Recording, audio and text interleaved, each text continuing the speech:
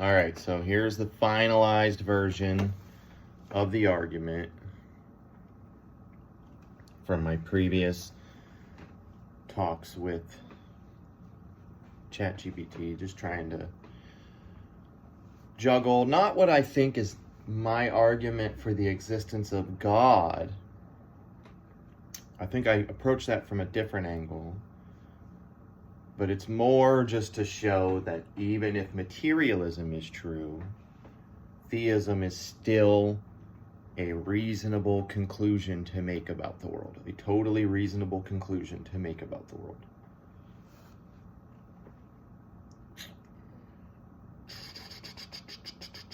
Because I don't think how I'm defining God here will end up being a good anthropological definition of the word a god. That's not what anybody meant by Hermes or Pharaoh, especially not Pharaoh, who was a human being. You know what I mean? We think that's what God means now. Anyway, let me get to the argument for people who wouldn't have seen the other 3 videos. So, if greatness is possible, any kind of greatness is real, really possible for beings, there is necessarily a greatest possible being who is real. That's just tautological. If greatness is possible for beings, there is a greatest possible being. Something is at the top of that scale. We don't have to define what that being is. We just have to take the term greatness for what it is. If greatness is possible for beings, whatever any being, then there's necessarily, at any given moment at least, there's necessarily a greatest possible being. There could be many. There's at least one. The greatest possible being is what we mean by the word God. I will just take for granted that God means the greatest possible being, no matter what that being is. And I believe that the historical record bears that out in a sense. There's a better definition for God, but that's sort of what people meant. They meant, the greatest possible king for Pharaoh, or they meant the greatest possible messenger and traveler for Hermes. And he probably meant something different when he was some city's imperial cult before he became Hermes. But that's a different argument. Either materialism affirms a hierarchy of value is really possible, or it does not. It's a true dichotomy. Either materialism is saying that value is real, it's like a real thing and not just made up bullshit, or it does not. So if and only if it affirms the reality of value, then materialism must affirm that there is at least one God, per 1 through 3. Under materialism, God must be some actually existing being that so it has to be at least one God, and since we're assuming materialism, that means this God must be some actually existing being that theoretically could be discovered, or value doesn't exist. Like, you have to believe that if value is real, you have to believe that we could discover what the greatest possible being is. At least, like, who's the smartest possible being, or who's the fastest possible being. Somebody who can go the speed of C is the fastest possible being. And then we could define, is that what we mean by the greatest possible being? Is that what we mean by greatness? Or is that just beside greatness? If no being can really have greatness, then no being can be greater than another being. That's just tautological.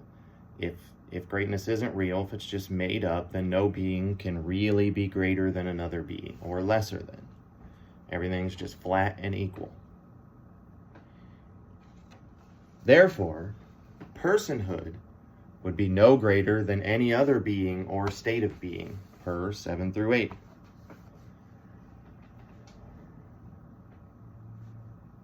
If greater thanness is not real, then personhood can't be really greater than non-personhood. Either a person means a being with intrinsic moral value, or personhood doesn't exist. So if we collapse the reality of value, then we collapse the idea of personhood. And if we collapse the idea of personhood, we collapse the idea of the law, the social contract, what we mean by morality and ethics. All of that falls apart. This is why people trust atheists less than convicted rapists in studies. Therefore, per the first 10 steps, if no greatest possible being exists, then personhood cannot exist. Right? If there's not really a greatest possible being, at least one greatest possible being in one sphere called greatness, that has to be real. That has to be a real thing, or else personhood is just made up. If value greater than this is made up, then personhood is made up.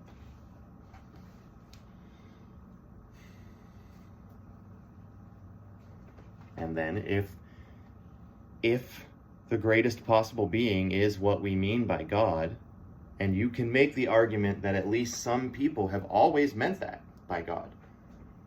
Being itself, being the Most High God, goes back at least to the Indo-Europeans, and that's side by side with Sumer. So, and we know the Egyptians also thought being itself was the Most High God.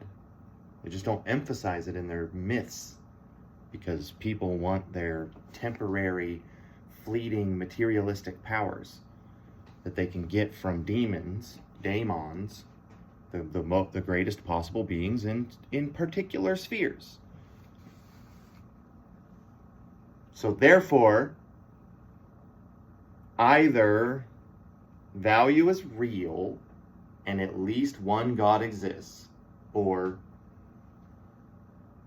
value is made up. You know what I mean? Under materialism, at least one God exists, or value is just flat. There is no actual. That's not real. You made that up. And society is just like, me and my friends will beat up you and your friends, and if you don't like it, too bad. And nobody wants that. Nobody wants that. I think we can all agree, nobody wants that. Well, maybe some of us wanted that when we were young and stupid. But if you think about it, nobody wants that.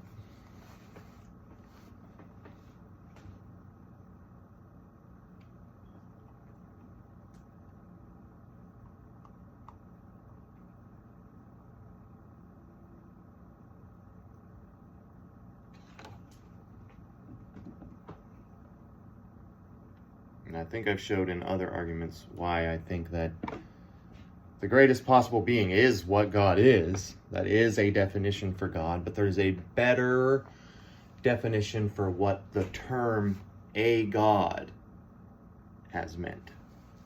And that has more to do with sacrifice. But it extends from this, because if you want to show a person, we don't know what a person means. It doesn't mean a human, we know that. If you want to show a person that you really trust them, or that you really value them above other things, then, the way to do that is to make some sacrifice for them. You know what I mean? Whether yourself or something you love. So, and I think that ends up making what could there be a being that is worthy of sacrifice is a better theological question than what is God, who is God, what is polytheism, than most of what theology has pursued. Could a being be worthy of sacrifice? That's the best theological question. That's what's in my mind. That's what the atheist is rejecting, because if a being could be worthy of sacrifice, then that says something about your sovereignty in the world. You're not the top dog anymore. You could have to follow someone who you disagree with. That's tough to do. That's tough to do.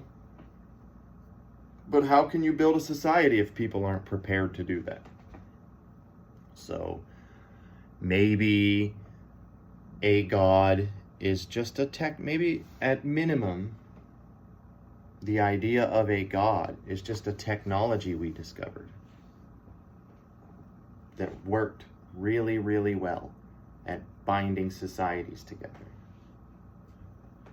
I'm going off on a tangent, but I think that's better explained by... But that's a minimalist hypothesis that I think you can make. That God is at least, even under materialism, God is at least a technology that we discovered. And he has to be real.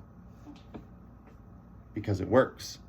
You go into the science of it, and people with faith, and we've controlled for the faith, people with faith statistically tend to live happier, healthier lives, more satisfied sexual lives, and donate more time and money to their communities, even if you don't include to their religious organizations. And if you do include that, then it's like not even close. It's not even close. Some non-religious people are perfectly fine people, but for the most part, it's the religious people in your society that are doing the most good. Actually doing the most good, despite what the loudest religious people might be making you feel like is happening.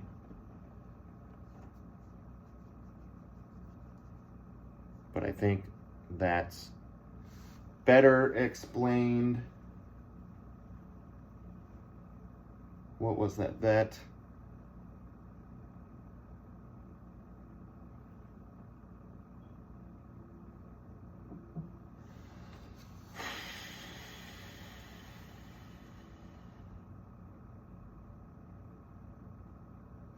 Maybe God's just a technology.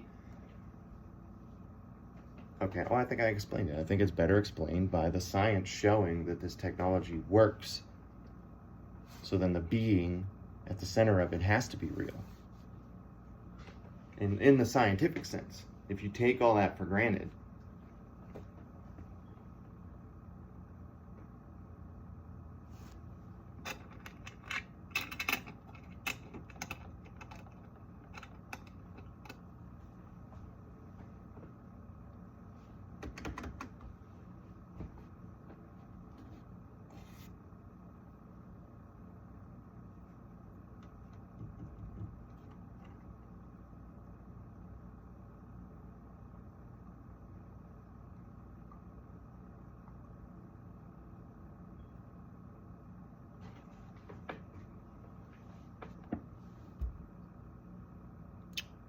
anyway, I'd love to know your thoughts.